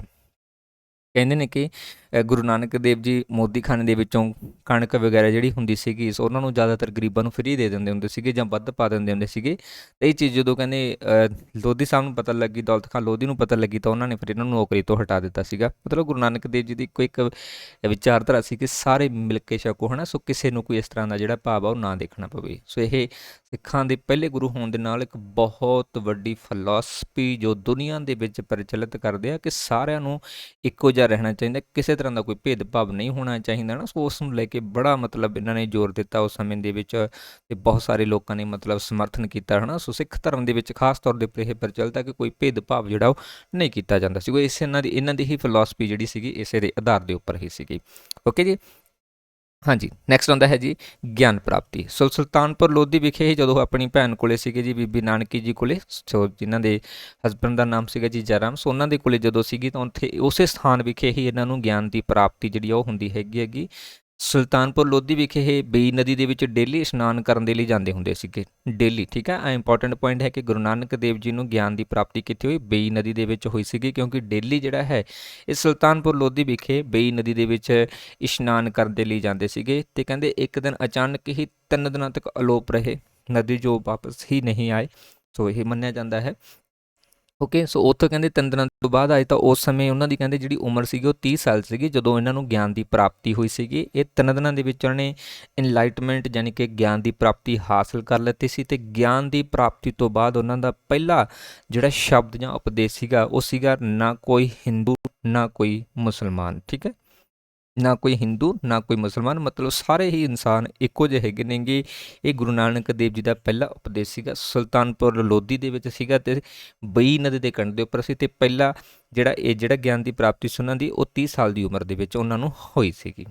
ਓਕੇ, ਗਿਆਨ ਪ੍ਰਾਪਤੀ ਹੋ ਚੁੱਕੀ ਹੈ ਜੀ। ਹੁਣ ਗਿਆਨ ਪ੍ਰਾਪਤੀ ਤੋਂ ਬਾਅਦ ਮਕਸਦ ਸੀਗਾ ਕਿ ਆਪਣੇ ਵਿਚਾਰਾਂ ਨੂੰ ਦੁਨੀਆ ਦੇ ਵਿੱਚ ਫੈਲਾਉਣਾ। ਉਸ ਸਮੇਂ ਦੇ ਵਿੱਚ ਬਹੁਤ ਸਾਰੇ ਅੰਧ ਵਿਸ਼ਵਾਸ, ਲੋਕਾਂ ਦੀ ਲੁੱਟ ਖੋਹ, ਚੋਰੀ ਠੱਗੀ, ਠੀਕ ਹੈ, ਕਿਸੇ ਨੂੰ ਮਾਰਨਾ, ਇਹ ਆਮ ਗੱਲਾਂ ਸੀਗੀਆਂ ਉਸ ਸਮੇਂ ਦੇ ਵਿੱਚ, ਜਿਸ ਦੇ ਕਾਰਨ ਕਰਕੇ ਗੁਰੂ ਨਾਨਕ ਦੇਵ ਜੀ ਨੇ ਫਿਰ ਇਹਨਾਂ ਸਾਰੇ ਵਿਚਾਰਾਂ ਨੂੰ ਚੈਲੰਜ ਕਰਨ ਦੇ ਲਈ ਜਿਹੜਾ ਹੈ ਯਾਤਰਾਵਾਂ ਸ਼ੁਰੂ ਕੀਤੀਆਂ, ਜੋ ਕਿ ਉਸਦੇ ਦੂਸਰੇ ਕਾਲ ਦੇ ਵਿੱਚ ਸ਼ੁਰੂ ਹੁੰਦੀਆਂ ਨੇਗੀਆਂ, ਜੋ ਕਿ 1499 ਤੋਂ ਲੈ ਕੇ 1521 ਤੱਕ ਹੈ। ਸੋ ਇਹ ਸਮਾਂ ਯਾਤਰਾਵਾਂ ਦਾ ਸਮਾਂ ਸੀਗਾ ਜੀ। ਇਸ ਸਮੇਂ ਦੇ ਵਿੱਚ ਗੁਰੂ ਨਾਨਕ ਦੇਵ ਜੀ ਉਦਾਸੀਆਂ ਕਰਦੇ ਹੈਗੇ ਨੇਗੇ। ਠੀਕ ਹੈ, ਸੋ ਇਹ ਯਾਤਰਾਵਾਂ ਜਾਂ ਉਦਾਸੀਆਂ ਜਿਹੜੀਆਂ ਨੇਗੀਆਂ ਇਹ 1499 ਦੇ ਵਿੱਚ ਗਿਆਨ ਪ੍ਰਾਪਤੀ ਤੋਂ ਬਾਅਦ ਹੁੰਦੀਆਂ ਨੇ, ਜਿਸ ਦੇ ਵਿੱਚ ਉਹ ਦੇਸ਼ਾਂ ਤੇ ਵਿਦੇਸ਼ਾਂ ਦੇ ਵਿੱਚ ਲੰਬੀ ਯਾਤਰਾ ਦੇ ਲਈ ਤੁਰ ਜਾਂਦੇ ਹੈਗੇ ਨੇਗੇ। ਇਹ ਯਾਤਰਾਵਾਂ ਤਕਰੀਬਨ 21 ਸਾਲਾਂ ਤੱਕ ਉਹਨਾਂ ਨੇ ਕੀਤੀਆਂ ਸੀਗੀਆਂ। 21 ਸਾਲਾਂ ਤੱਕ ਵੱਖਰੇ ਵੱਖਰੇ ਦੇਸ਼ਾਂ ਦੇ ਵਿੱਚ, ਵਿਦੇਸ਼ਾਂ ਦੇ ਵਿੱਚ ਜਾ ਕੇ ਉਹਨਾਂ ਨੇ ਆਪਣੇ ਧਰਮ ਦਾ ਪ੍ਰਚਾਰ ਅਤੇ ਜਿਹੜੇ ਸੱਚੇ ਕਰਮ ਕਾਂਡ ਹੈਗੇ ਉਹਨਾਂ ਦੇ ਬਾਰੇ ਦੱਸਿਆ ਸੀਗਾ ਲੋਕਾਂ ਨੂੰ।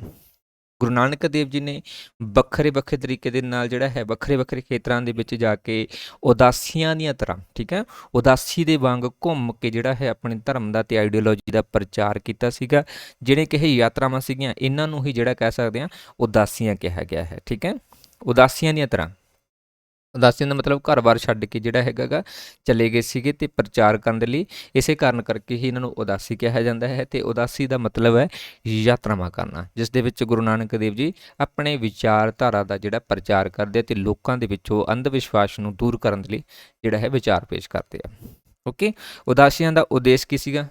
ਮੇਨ ਉਦੇਸ਼ ਸੀਗਾ ਜੀ ਉਸ ਸਮੇਂ ਦੇ ਵਿੱਚ ਲੋਕਾਂ ਦੇ ਵਿੱਚ ਅਗਿਆਨਤਾ ਫੈਲੀ ਹੋਈ ਸੀਗੀ, ਅੰਧ ਵਿਸ਼ਵਾਸ ਨੂੰ ਦੂਰ ਕਰਨਾ ਸੀਗਾ, ਇੱਕ ਪਰਮਾਤਮਾ ਦੀ ਪੂਜਾ ਕਰਨਾ ਤੇ ਆਪਸੀ ਭਾਈਚਾਰਾ ਬਣਾ ਕੇ ਰੱਖਣਾ, ਜਾਤ ਪਾਤ ਦਾ ਵਿਰੋਧ ਕਰਨਾ ਅਤੇ ਇਸਤਰੀਆਂ ਦੇ ਜੀਵਨ ਦੇ ਵਿੱਚ ਸੁਧਾਰ ਕਰਨਾ, ਇਹਨਾਂ ਉਦਾਸੀਆਂ ਦਾ ਪ੍ਰਮੁੱਖ ਉਦੇਸ਼ ਰਿਹਾ ਸੀਗਾ। ਤੇ ਇਹਦੇ ਵਿੱਚੋਂ ਕਾਫੀ ਹੱਦ ਤੱਕ ਜਿਹੜਾ ਕਾਮਯਾਬ ਹੋ ਗਈ ਸੀਗੀ, ਬਹੁਤ ਸਾਰੇ ਲੋਕਾਂ ਨੇ ਐਕਸੈਪਟ ਕੀਤਾ ਸੀਗਾ।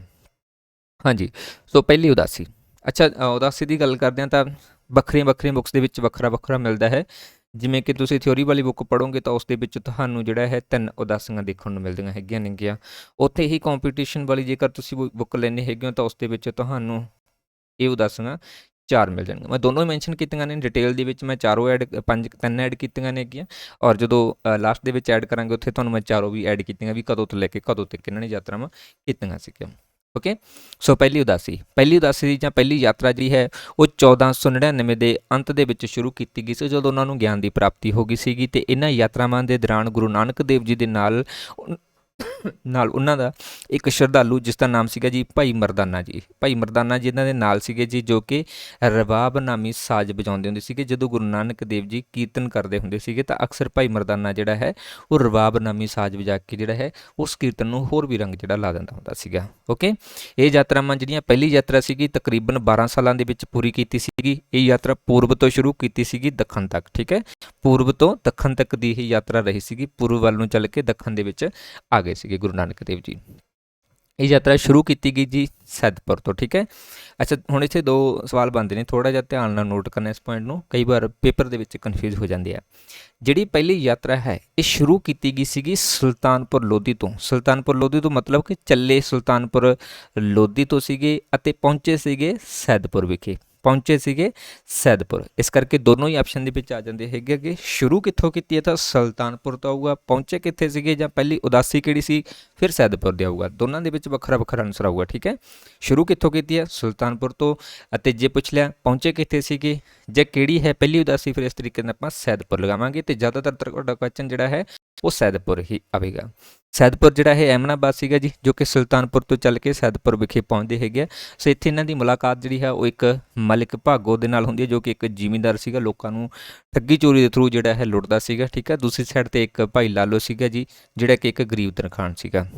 ਇਸ ਮਲਿਕ ਭਾਗੋ ਨੇ ਗੁਰੂ ਨਾਨਕ ਦੇਵ ਜੀ ਨੂੰ ਸੱਦਾ ਵੀ ਦਿੱਤਾ ਸੀਗਾ ਵੀ ਸਾਡੇ ਘਰੇ ਆ ਕੇ ਬਈ ਭੋਜਨ ਛਕੋ, ਪਰ ਗੁਰੂ ਨਾਨਕ ਦੇਵ ਜੀ ਭਾਈ ਲਾਲੋ ਦੇ ਘਰ, ਯਾਨੀ ਕਿ ਇੱਕ ਗਰੀਬ ਦੇ ਘਰੇ, ਜੋ ਕਿ ਇੱਕ ਤਰਖਾਣ ਸੀ, ਉਹਨਾਂ ਦੇ ਘਰ ਜਾ ਕੇ ਭੋਜਨ ਖਾਂਦੇ ਹੈਗੇ ਤੇ ਦੱਸਦੇ ਹੈਗੇ ਕਿ ਮਿਹਨਤ ਦੀ ਕਮਾਈ ਹੀ ਜਿਹੜੀ ਹੈ ਸਭ ਕੁਝ ਹੈਗੀ, ਕਿਸ ਨੂੰ ਲੁੱਟ ਕੇ ਜਾਂ ਕਿਸੇ ਨੂੰ ਦੁੱਖ ਭਜਾ ਕੇ ਤੁਸੀਂ ਆਪਣਾ ਜਿਹੜਾ ਹੈ ਪੈਸਾ ਨਾ ਕਮਾਓ। ਇਹ ਇੱਥੇ ਇਹਨਾਂ ਦਾ ਪਹਿਲਾ ਸੀਗਾ। ਦੂਸਰਾ ਸਥਾਨ ਹੈ ਜੀ ਪਹਿਲੀ ਉਦਾਸੀ ਦੇ ਵਿੱਚ ਤਲੂੰਬਾ। ਸੋ ਤਲੂੰਬਾ ਵਿਖੇ ਜਿਹੜਾ ਉਹ ਸੱਜਣ ਠੱਗ ਦੇ ਨਾਲ ਮਿਲਦੇ ਹੈਗੇ। ਸੱਜਣ ਠੱਗ ਕੀ ਕਰਦਾ ਸੀਗਾ ਕਿ ਉਸ ਸਮੇਂ ਦੇ ਵਿੱਚ ਇਹਨੇ ਧਰਮਸ਼ਾਲਾ ਵਗੈਰਾ ਬਣਾਈਆਂ ਹੋਈਆਂ ਸੀਗੀਆਂ, ਅਤੇ ਕਹਿੰਦੇ ਜਦੋਂ ਯਾਤਰੀ ਜਾਂਦੇ ਸੀਗੇ ਤਾਂ ਰਾਤ ਵਗੈਰਾ ਨੂੰ ਉੱਥੇ ਰਹਿ ਪੈਂਦੇ ਹੁੰਦੇ ਸੀਗੇ, ਅਤੇ ਜਦੋਂ ਉਹ ਸੌਂ ਜਾਂਦੇ ਸੀਗੇ ਤਾਂ ਉਹਨਾਂ ਦੇ ਗਹਿਣੇ ਵਗੈਰਾ ਲਗਾ ਕੇ ਕਹਿੰਦਾ ਉਹਨਾਂ ਨੂੰ ਮਤਲਬ ਬਾਹਰ ਦੇ ਵਿੱਚ ਮਾਰ ਕੇ ਖੂਹ ਦੇ ਵਿੱਚ ਸੁੱਟ ਦਿੰਦੇ ਸੀਗੇ। ਅਤੇ ਗੁਰੂ ਨਾਨਕ ਸਾਹਿਬ ਦੇ ਪ੍ਰਤੀ ਵੀ ਉਹਨਾਂ ਦੀ ਕੁਝ ਅਜਿਹੀ ਹੀ ਪ੍ਰਵਿਰਤੀ ਸੀਗੀ, ਪਰ ਗੁਰੂ ਨਾਨਕ ਦੇਵ ਜੀ ਨੇ ਉਹਨੂੰ ਕੀਰਤਨ ਦੇ ਥਰੂ ਇਹ ਸਮਝਾ ਦਿੱਤਾ ਸੀ ਕਿ ਅਜਿਹਾ ਕਰਨਾ ਪਾਪ ਹੈ, ਇਸ ਤਰ੍ਹਾਂ ਕਰਨ ਨਾਲ ਉਸ ਤੋਂ ਜਿਹੜਾ ਹੈ ਬਹੁਤ ਕਸ਼ਟ ਝੱਲਣੇ ਪੈਣੇ ਹੈਗੇ ਆ। ਅਤੇ ਉਹ ਇਹਨਾਂ ਦੀ ਬਾਣੀ ਯਾਨੀ ਕੀਰਤਨ ਤੋਂ ਜਿਹੜਾ ਇੰਨਾ ਪ੍ਰਭਾਵਿਤ ਹੋ ਗਿਆ ਕਿ ਗੁਰੂ ਨਾਨਕ ਦੇਵ ਜੀ ਦੇ ਪੈਰਾਂ ਦੇ ਵਿੱਚ ਡਿੱਗ ਕੇ ਉਹਨਾਂ ਨੇ ਮਾਫੀ ਮੰਗੀ, ਅਤੇ ਉਸ ਤੋਂ ਬਾਅਦ ਅਜਿਹਾ ਕੰਮ ਨਾ ਕਰਨ ਦੇ ਲਈ ਜਿਹੜੇ ਹੈ ਮਤਲਬ ਉਹਨਾਂ ਨੂੰ ਕਿਹਾ। ਓਕੇ, ਹਾਂਜੀ। ਤੀਸਰਾ ਸਥਾਨ, ਅੱਛਾ, ਇਹਦੇ ਵਿੱਚ ਜਦ ਤੁਹਾਨੂੰ ਸਥਾਨ ਪੁੱਛਿਆ ਜਾਊਗਾ ਜਾਂ ਕਿਹਦੇ ਨਾਲ ਮੁਲਾਕਾਤ ਹੋਈ, ਇਹ ਜ਼ਿਆਦਾ ਇੰਪੋਰਟੈਂਟ ਹੈ। ਆਪਾਂ ਜ਼ਿਆਦਾ ਡਿਟੇਲ 'ਚ ਨਹੀਂ ਜਾਵਾਂਗੇ ਇਹਨਾਂ ਯਾਤਰਾਵਾਂ ਦੇ ਵਿੱਚ, ਕਿਉਂਕਿ ਸਮਾਂ ਪੁੱਛਿਆ ਜਾਊਗਾ, ਸਥਾਨ ਪੁੱਛਿਆ ਜਾਊਗਾ, ਅਤੇ ਕਿਹਦੇ ਨਾਲ ਮੁਲਾਕਾਤ ਹੋਈ ਇਹ ਆ ਜਾਊਗਾ, ਠੀਕ ਹੈ। ਹਾਂਜੀ, ਤੀਸਰਾ ਸਥਾਨ ਜਾਂਦਾ ਹੈ ਜੀ ਕੁਰੂਕਸ਼ੇਤਰ ਦਾ। ਸੋ ਕੁਰੂਕਸ਼ੇਤਰ ਵਿਖੇ ਸੂਰਜ ਗ੍ਰਹਿਣ ਦੇ ਮੌਕੇ ਜਿਹੜਾ ਹੈਗਾ ਇਹ ਪਹੁੰਚੇ ਸੀਗੇ। ਉੱਥੇ ਕਾਫੀ ਸਾਰੇ ਅੰਧ ਵਿਸ਼ਵਾਸ ਫੈਲੇ ਹੋਏ ਸੀਗੇ, ਹੈ ਨਾ, ਮਤਲਬ ਕਿ ਜਿਹੜਾ ਹੈ ਗ੍ਰਹਿਣ ਦੇ ਦੌਰਾਨ ਕੁਝ ਇਸ ਤਰ੍ਹਾਂ ਹੋ ਜਾਂਦਾ ਹੈ, ਤਾਂ ਗੁਰੂ ਨਾਨਕ ਦੇਵ ਜੀ ਨੇ ਉਹਨਾਂ ਦਾ ਇਹ ਅੰਧ ਵਿਸ਼ਵਾਸ ਵੀ ਜਿਹੜਾ ਹੈ ਉਹ ਦੂਰ ਕੀਤਾ ਸੀਗਾ। ਤੀਸਰਾ ਸਥਾਨ ਪਾਣੀਪਤ ਦਾ ਸੀਗਾ। ਸੋ ਪਾਣੀਪਤ ਵਿਖੇ ਜਿਹੜਾ ਹੈ ਸੂਫੀ ਸ਼ੇਖ ਤਾਹਿਰ ਦੇ ਨਾਲ ਮੁਲਾਕਾਤ ਹੋਈ ਸੀ, ਅਤੇ ਉਹਨਾਂ ਦੇ ਵਿੱਚ ਧਾਰਮਿਕ ਬਹਿਸ ਹੋਣ ਤੋਂ ਬਾਅਦ ਜਿਹੜਾ ਹੈ ਸੂਫੀ ਸ਼ੇਖ ਜਿਹੜਾ ਹੈਗਾ ਉਹ ਗੁਰੂ ਨਾਨਕ ਦੇਵ ਜੀ ਦੀ ਕਹਿ ਸਕਦੇ ਹਾਂ ਸੇਵਾ ਦੇ ਵਿੱਚ ਆ ਜਾਂਦਾ ਹੈ। ਉਹਨਾਂ ਦੇ ਜਿਹੜਾ ਹੈ ਵਿਚਾਰਾਂ ਤੋਂ ਪ੍ਰਭਾਵਿਤ ਹੋ ਕੇ ਇਸ ਦੇ ਨਾਲ ਜੁੜ ਜਾਂਦਾ ਹੈ। ਦਿੱਲੀ ਦੇ ਵਿੱਚ ਕਹਿੰਦੇ ਉਹ ਮਜਨੂ ਦੇ ਟਿੱਲੇ ਦੇ ਵਿੱਚ ਗਏ ਸੀਗੇ। ਕਹਿੰਦੇ ਇੱਥੇ ਇਬਰਾਹਿਮ ਲੋਧੀ ਦਾ ਕਹਿੰਦੇ ਉਸ ਸਮੇਂ ਉਹਨਾਂ ਨੇ ਇੱਕ ਹਾਥੀ ਕਹਿੰਦੇ ਮਰਿਆ ਹੋਇਆ ਸੀਗਾ, ਜਿਹੜਾ ਉਹਨੂੰ ਜਿਉਂਦਾ ਕਰ ਦਿੱਤਾ ਸੀਗਾ। ਮੰਨਦੇ ਹੈ ਕਈ ਇਤਿਹਾਸਕਾਰ, ਮੰਨਦੇ ਆ ਕਈ ਨਹੀਂ ਮੰਨਦੇ ਹੈਗੇ, ਠੀਕ ਹੈ। ਸੋ ਇਹਨਾਂ ਦੇ ਬਾਰੇ ਵਿਚਾਰ ਚਰਚਾ ਹੈ। ਨੈਕਸਟ ਹੈ ਜੀ ਹਰਿਦੁਆਰ ਵਿਖੇ ਕਹਿੰਦੇ ਜਿਹੜੇ ਹੈ ਗੰਗਾ ਇਸ਼ਨਾਨ ਕਰਨ ਦੇ ਲਈ ਲੋਕ ਜਾਂਦੇ ਹੁੰਦੇ ਸੀਗੇ, ਅਤੇ ਗੁਰੂ ਨਾਨਕ ਦੇਵ ਜੀ ਜਦੋਂ ਉੱਥੇ ਪਹੁੰਚਦੇ ਹੈਗੇ ਆ ਤਾਂ ਦੇਖਦੇ ਆ ਕਿ ਲੋਕ ਜਿਹੜੇ ਹੈਗੇ ਨੇਗੇ ਉਹ ਨਹਾ ਰਹੇ ਹੈਗੇ ਨੇਗੇ, ਕੋਈ ਕੁਛ ਕਰ ਰਿਹਾ ਹੈ, ਠੀਕ ਆ। ਸੋ ਉਹਨਾਂ ਦੇ ਵਿੱਚ ਇੱਕ ਘਟਨਾ ਜ਼ਿਕਰਯੋਗ ਹੈ ਕਿ ਗੁਰੂ ਨਾਨਕ ਦੇਵ ਜੀ ਦੇਖਦੇ ਹੈਗੇ ਉਸ ਸਥਾਨ ਵਿਖੇ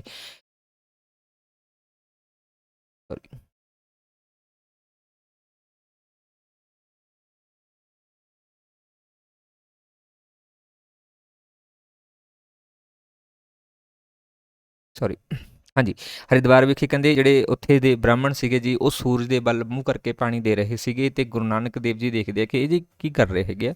ਤਾਂ ਗੁਰੂ ਨਾਨਕ ਦੇਵ ਜੀ ਕਹਿੰਦੇ ਉਲਟ ਦਿਸ਼ਾ ਦੇ ਵੱਲ, ਯਾਨੀ ਕਿ ਪੱਛਮ ਦੇ ਵੱਲ, ਜਿਹੜੇ ਉਹ ਬ੍ਰਾਹਮਣ ਸੀ ਪੂਰਬ ਦੇ ਵੱਲ ਸੂਰਜ ਨੂੰ ਪਾਣੀ ਦੇ ਰਹੇ ਸੀਗੇ, ਬਟ ਗੁਰੂ ਨਾਨਕ ਦੇਵ ਜੀ ਜਿਹੜੇ ਆ ਉਹ ਪੱਛਮ ਦੇ ਵੱਲ ਮੂੰਹ ਕਰਕੇ ਪਾਣੀ ਦੇਣਾ ਸ਼ੁਰੂ ਕਰ ਦਿੰਦੇ ਹੈਗੇ।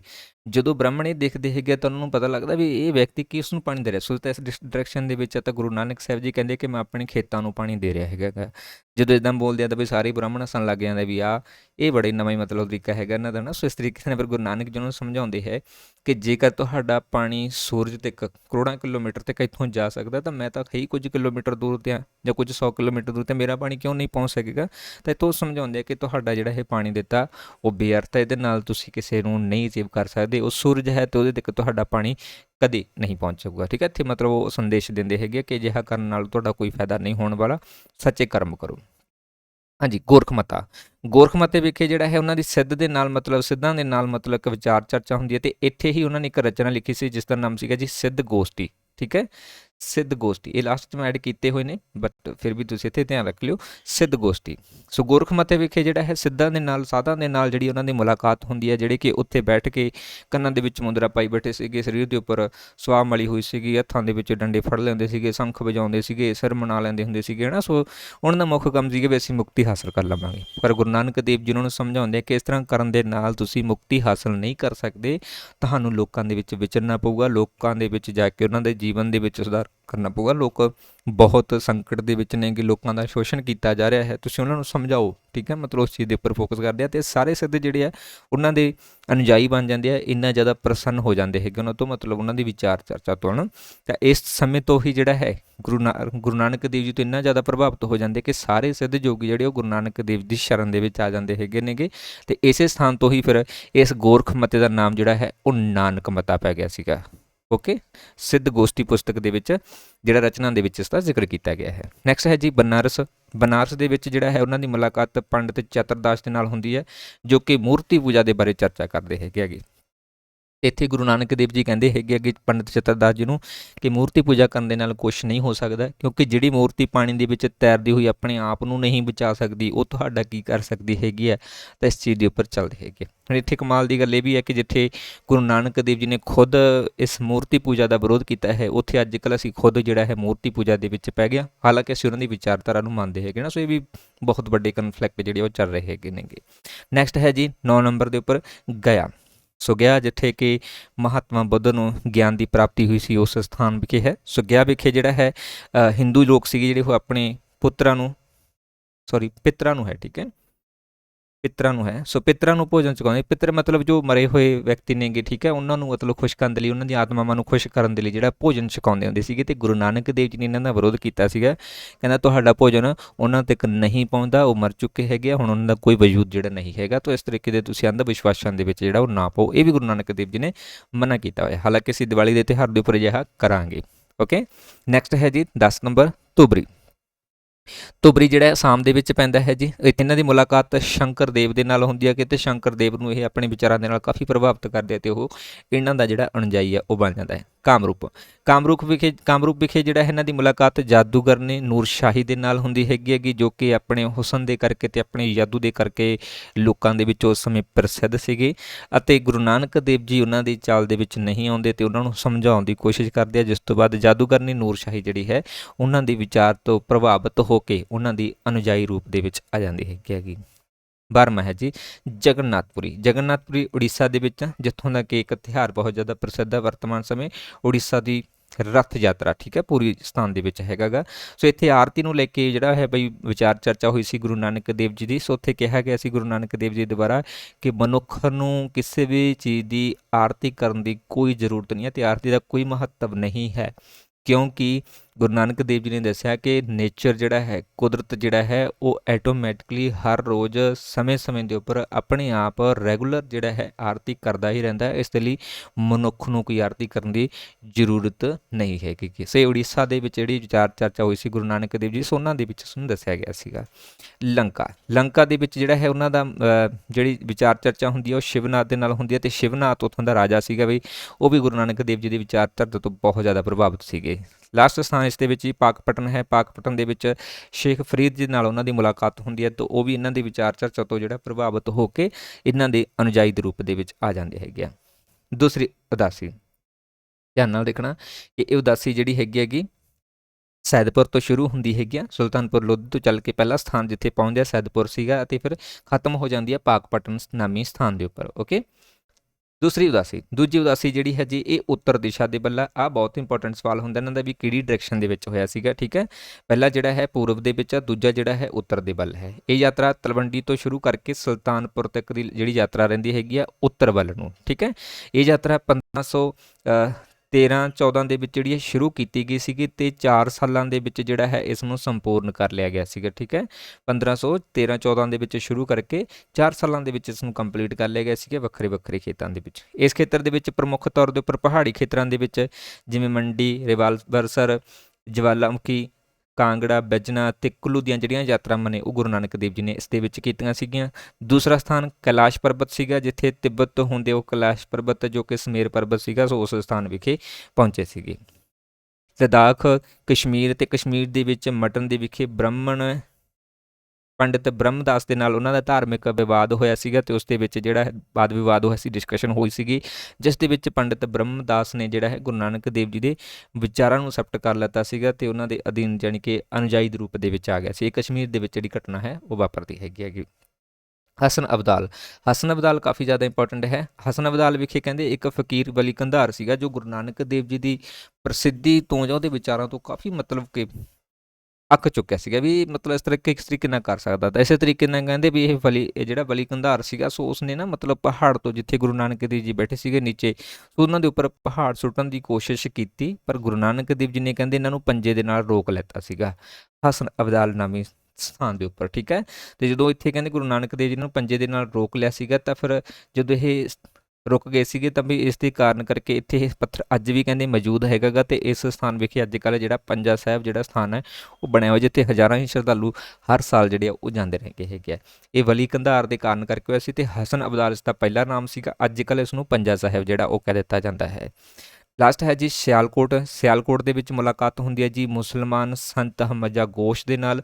ਸੋ ਇੱਥੋਂ ਵੀ ਜਿਹੜਾ ਹੈ ਬਈ ਮੁਸਲਮਾਨ ਇਹ ਕਾਫੀ ਪ੍ਰਭਾਵਿਤ ਹੁੰਦੇ ਆ ਗੁਰੂ ਨਾਨਕ ਦੇਵ ਜੀ, ਤੇ ਇਹਨਾਂ ਦੀ ਆਈਡੀਓਲੋਜੀ ਨੂੰ ਜਿਹੜਾ ਉਹ ਐਕਸੈਪਟ ਕਰ ਲੈਂਦੇ ਹੈਗੇ ਆ। ਠੀਕ ਹੈ ਜੀ, ਨੈਕਸਟ ਹੈ ਜੀ ਤੀਜੀ ਉਦਾਸੀ। ਤੀਜੀ ਉਦਾਸੀ ਜਿਹੜੀ ਹੈਗੀ 1517 ਦੇ ਵਿੱਚ ਸ਼ੁਰੂ ਕੀਤੀ ਗਈ ਸੀਗੀ, ਤੇ ਇਹਨੂੰ ਵੀ 4 ਸਾਲ ਹੀ ਲੱਗੇ ਸੀਗੇ। ਇਸ ਦੇ ਵਿੱਚ ਪ੍ਰਮੁੱਖ ਤੌਰ ਦੇ ਉੱਪਰ ਉਹ ਪੱਛਮੀ ਏਸ਼ੀਆ ਦੇ ਵਿੱਚ ਗਏ ਸੀਗੇ। ਪਹਿਲੀ ਦੇ ਵਿੱਚ ਜਿਹੜਾ ਹੈ ਉਹ ਪੂਰਬ ਦੇ ਵਿੱਚ ਗਏ, ਦੂਜੀ ਦੇ ਵਿੱਚ ਉੱਤਰ ਦੇ ਵੱਲ, ਤੇ ਤੀਜੀ ਦੇ ਵਿੱਚ ਪੱਛਮੀ ਏਸ਼ੀਆ ਦੇ ਵੱਲ ਯਾਤਰਾ ਕਰਦੇ ਹੈਗੇ ਨੇਗੇ। ਓਕੇ, ਸੋ ਇਹ 4 ਸਾਲਾਂ ਦੇ ਵਿੱਚ ਪੂਰੀ ਕਰ ਲੈਤੀ। ਤੇ ਇਸ ਉਦਾਸੀ ਦੇ ਦੌਰਾਨ ਵੀ ਗੁਰੂ ਨਾਨਕ ਦੇਵ ਜੀ ਨਾਲ ਭਾਈ ਮਰਦਾਨਾ ਜੀ ਜਿਹੜੇ ਆ ਉਹ ਸ਼ਾਮਲ ਸੀਗੇ। ਠੀਕ ਹੈ, ਇਸ ਦੇ ਵਿੱਚ ਮੁਲਤਾਨ ਦੀ ਯਾਤਰਾ ਕੀਤੀ, ਤੇ ਮੁਲਤਾਨ ਵਿਖੇ ਉਹਨਾਂ ਦੀ ਮੁਲਾਕਾਤ ਜਿਹੜੀ ਹੈ ਸੂਫੀ ਸੰਤ ਸ਼ੇਖ ਬਹਾਉਦੀਨ ਦੇ ਨਾਲ ਹੋਈ ਸੀਗੀ। ਦੂਸਰਾ ਸਥਾਨ ਮੱਕਾ ਸੀਗਾ ਜੀ, ਤੋਂ ਮੱਕਾ ਹਜ਼ਰਤ ਮੁਹੰਮਦ ਸਾਹਿਬ ਦਾ ਜਨਮ ਸਥਾਨ ਸੀਗਾ। ਉੱਥੇ ਕਾਜੀ ਰੁਕਨਦੀਨ ਦੇ ਨਾਲ ਜਿਹੜੀ ਆ ਉਹਨਾਂ ਦੀ ਮਤਲਬ ਬਹਿਸ ਹੋਈ ਸੀਗੀ। ਮੰਨਿਆ ਜਾਂਦਾ ਹੈ ਕਿ ਗੁਰੂ ਨਾਨਕ ਦੇਵ ਜੀ ਕਹਿੰਦੇ ਮੱਕੇ ਦੇ ਵੱਲ ਪੈਰ ਕਰਕੇ ਪੈ ਗਏ ਸੀਗੇ, ਤੇ ਜਦੋਂ ਕਾਜੀ ਰੁਕਨਦੀਨ ਨੂੰ ਪਤਾ ਲੱਗਿਆ ਕਿ ਕੋਈ ਵਿਅਕਤੀ ਇਸ ਵੱਲ ਪੈਰ ਕਰਕੇ ਪਿਆ ਹੈ, ਤਾਂ ਉਸਨੇ ਮਤਲਬ ਗੁਰੂ ਨਾਨਕ ਦੇਵ ਜੀ ਨੂੰ ਘੁਮਾ ਕੇ ਦੂਸਰੀ ਸਾਈਡ 'ਤੇ ਕਰ ਦਿੱਤਾ, ਤੇ ਕਹਿੰਦੇ ਜਿਹੜਾ ਮੱਕਾ ਸੀਗਾ ਉਹ ਵੀ ਉਸੇ ਸਾਈਡ ਦੇ ਵੱਲ ਹੀ ਚਲਾ ਗਿਆ ਸੀਗਾ ਨਾ। ਸੋ ਇਹ ਦੇਖਣ ਨੂੰ ਜਾਂ ਸੁਣਨ ਨੂੰ ਮਿਲਦਾ ਹੈਗਾ ਗਾ। ਸੋ ਗੁਰੂ ਨਾਨਕ ਦੇਵ ਜੀ ਵੈਸੇ ਆਈਡੀਓਲੋਜੀ ਦੇ ਅਕੋਰਡਿੰਗ ਇਹ ਸਹੀ ਤਾਂ ਨਹੀਂ ਹੈ, ਬਟ ਫਿਰ ਵੀ ਜੇ ਆਪਾਂ ਇਹਨੂੰ ਗੱਲ ਕਰੀਏ ਤਾਂ ਉਸ ਦੇ ਅਕੋਰਡਿੰਗ ਇਹ ਸਹੀ ਬਣਦਾ ਹੈ। ਓਕੇ, ਤੀਸਰਾ ਸਥਾਨ ਸੀਗਾ ਜੀ ਮਦੀਨਾ। ਸੋ ਜਿੱਥੇ ਹਜ਼ਰਤ ਮੁਹੰਮਦ ਦੀ ਜਿਹੜੀ ਆ ਉਹ ਕਬਰ ਬਣੀ ਹੋਈ ਹੈਗੀ ਜਿਸ ਦੇ ਉੱਪਰ ਜਿਸ ਦੇ ਸਥਾਨ ਵਿਖੇ ਜਿਹੜਾ ਹੈ ਇਮਾਮ ਆਜ਼ਮ ਦੇ ਨਾਲ ਉਹਨਾਂ ਦੀ ਮੁਲਾਕਾਤ ਹੋਈ ਸੀਗੀ, ਤੇ ਉੱਥੇ ਵਿਚਾਰ ਚਰਚਾ ਤੋਂ ਪ੍ਰਭਾਵਿਤ ਹੋ ਕੇ ਇੱਥੋਂ ਦਾ ਜਿਹੜਾ ਇਹ ਸ਼ਾਸਕ ਸੀਗਾ ਇਮਾਮ ਆਜ਼ਮ, ਸੋ ਉਹ ਗੁਰੂ ਨਾਨਕ ਦੇਵ ਜੀ ਦੀ ਫਿਲਾਸਫੀ ਨੂੰ ਐਕਸੈਪਟ ਕਰਦਾ ਹੈ।